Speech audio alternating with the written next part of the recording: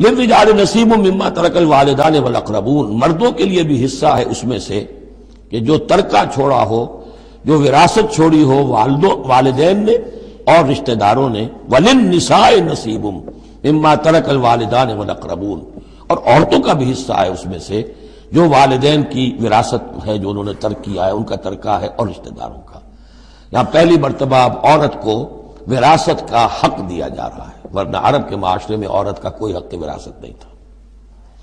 یہاں پہ فرمایا گیا کہ مما قل منہ او کثر، چاہے وہ وراثت تھوڑی ہو چاہے زیادہ ہو، قانون جو ہے اللہ کا اس کو اس کے اوپر پورے طور سے نافذ ہونا چاہیے۔